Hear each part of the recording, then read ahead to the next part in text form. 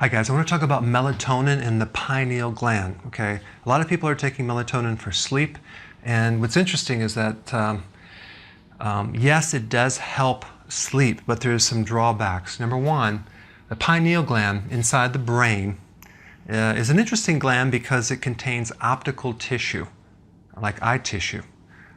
So it has receptors for light. There's a whole pathway where light enters the eye and it goes through a series of reactions that then end up in the pineal gland right here. So for physicians watching, I'll put down below the technical part of this so you can kind of study this if you're interested. But for everyone else, you don't need to know that. All you need to know is that the light turns off melatonin. Darkness stimulates melatonin. It's an on-off switch, okay? And it's in a feedback loop right here.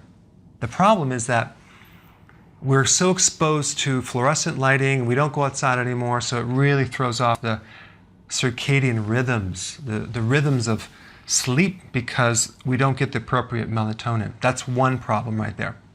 So the pineal is very sensitive to optical tissue. So the pineal has optical tissue and it does receive light. Now, here's the problem. When you take melatonin as a supplement, you're taking a hormone, and it may work initially, but what's going to happen, it's like a thermostat. You're going to give the pineal the hormones, so now it doesn't have to produce any more. So anytime you take a hormone, the gland that makes it stops making it because it doesn't need to anymore. So you're basically making the pineal gland go to sleep. That's the problem with long-term melatonin.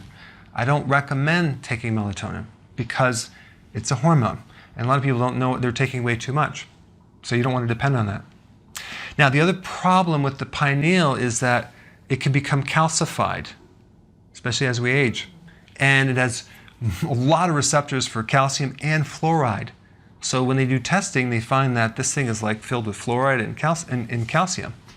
And fluoride actually makes more soft tissue calcium. It makes spurring calcium deposits in the body if you have too much fluoride, and a calcified pineal gland. So a couple things that you need to do for the pineal. Number one, you want to make sure that you go for regular walks, okay, on a routine basis. You want to get out there. I know maybe some people go to the gym and work out, but it's really important to go outside in the light and spend some time every day. That's going to be important. And number two, when you go to bed at night, try not to watch TV until you fall asleep, because the light, you want it completely dark to start winding down and stimulating melatonin naturally. That's one thing. Number two, we want to avoid fluoride, okay, in the water, in the tap water. We want to avoid fluoride in the toothpaste. Okay, so you want to avoid that and get a toothpaste without fluoride, because it can absorb and go into the pineal and create problems for you.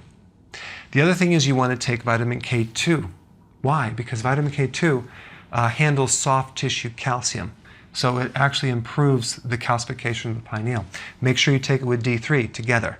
I'll put some links down below. So that's my 2 cents on melatonin. So check it out and give me your comments below. Hey, you probably already subscribed, but if you haven't, press this little button down below and I will keep you updated.